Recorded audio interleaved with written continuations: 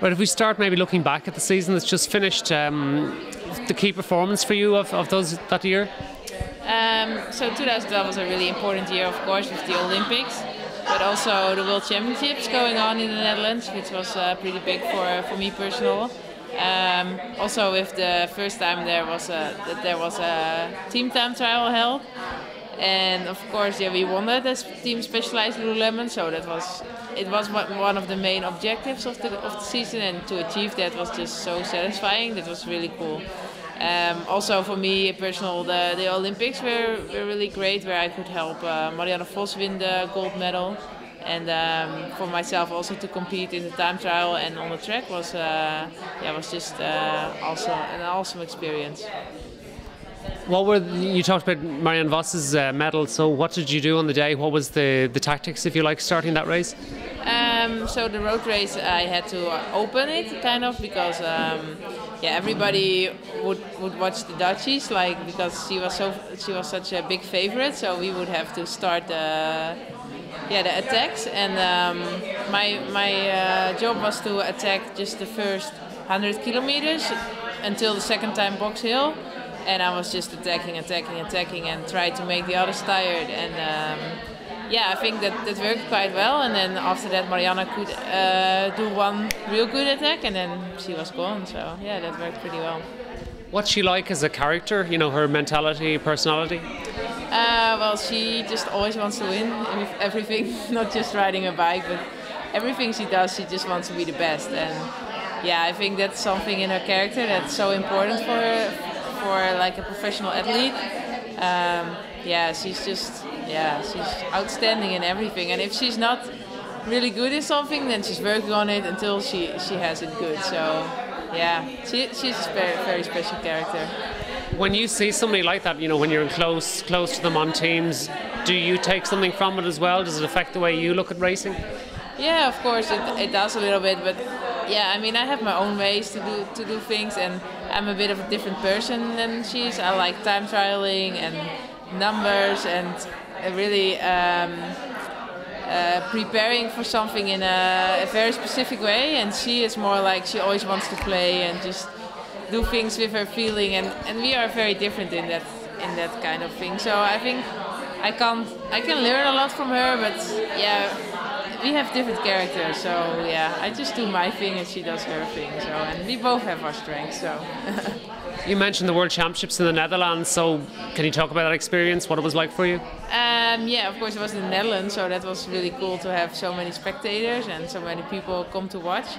The team time trial was a very big goal, as I said, and it was really nice for me to prepare for the Worlds in the team environment, because normally you always go to the national federation and you stay with them and you prepare with them for the big event, but the whole year you're in your team environment, and then all of a sudden you go to the national federation. So I was happy that this time we could do everything with the team and really prepare for the team time trial, and then to start with such a win was already the highlight of the World Championships for me. And then yeah, it can only become better. So yeah, that was just really great.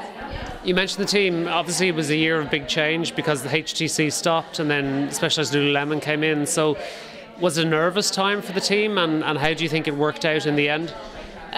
So the beginning of last year was a little bit nervous because we were not sure if it was going on, and one day it was going on, next day not. But then like in, I think, November or so, it was all secured. And from that moment on, it was just all so professional and on exactly the same level as high road. So in that way, there didn't change a lot, but just actually we got even more attention and more personal attention, and yeah, I think that worked out even better, that we were just the women's team and not the women's team from the men's team. So yeah. Christy obviously has a big role, so how has she been in bringing everybody together? And you know, obviously there's a balancing act to try and find all the, you know, any signings, they have to be the right personality to fit everything in. So how do you find her as a manager? Really good. I mean, she's always working a bit behind the scenes, you know, you don't see so much from her, and if there's nothing wrong, then you don't hear so much from her. But yeah, she's always there, and she's always, if there's a problem, you can go to her and she'll fix it in no time. So Yeah, she's really good in finding the right people together and put them together. Yeah, like last year we still had a lot of riders that were already riding together for a year, and then I think only 2 or 3 new came to the team, and the same like this year. We also work with people for a longer time most of the time because they are selected already because they have a good character and they fit into the team. So yeah, this is just one of our biggest qualities, I think, to select the right people. Yeah. Women's cycling is changing. It's, you know, there's people saying that maybe this is a pivotal time and it will grow a lot. What would you like to see change in it, you know, to accelerate that growth? Well, I would like to see more women's racing with the big men's races. Like, for example, we have Ronde van Vlaanderen, which is really great. But we would also like to have an Amstel Gold Race or Luik-Bastenaken-Luik or Paris-Roubaix. All the Pro Tour races or even a Tour de France would be just, yeah, that would be just awesome. You know, when you have exposure from the men's races that are also held for women's racing. I think it's so easy to set it up because the whole course and everything is already there. So I don't think it's a big effort for the organizers. And then if they can broadcast like a 5-minute summary or so from the race, it would be already so much attention for us, and I think that the sport would really grow from it if a lot of people can see what we are actually doing. I mean, like the Olympic road race was on TV, of course, and the World Championships was on TV. And after that, you hear so many positive reactions from so many different people. Like, oh, I didn't know that women's racing was so exciting, and it was so cool, and even a better race than the men's race. And people are so enthusiastic about it. But normally they just never get to see anything from it. So we also don't have the chance to expose ourselves. And I think that's one of the key, the keys to make women's cycling more popular. Do you think the UCI treats women's cycling seriously enough, or do you think it needs to do more? Well, they have like a commission now. I know that Marianne Vos is in there, and for example, Judith Arndt. I don't know who else from the women exactly, but I think it's really good they kind of take some representatives from the women, that they can speak up for women's cycling, and then the UCI they try to work on it, I think. And if they have the intention to grow the women's cycling, then yeah, that's already the first step. I mean, it's I think they're on a good way. Yeah. What do you do at the end of a long season to take your mind off cycling? You know, outside cycling, what do you do to relax, or just in a different part of your life? Yeah, so I always did combine the track season and the road season, and this year was the first time that this winter I'm not really riding the track, racing the track, so I could really take some time off, and I had 6 weeks off, and in these 6 weeks I went 10 days to Costa Rica with my backpack, just to travel around and see the world and hike and raft and do some outdoor activities.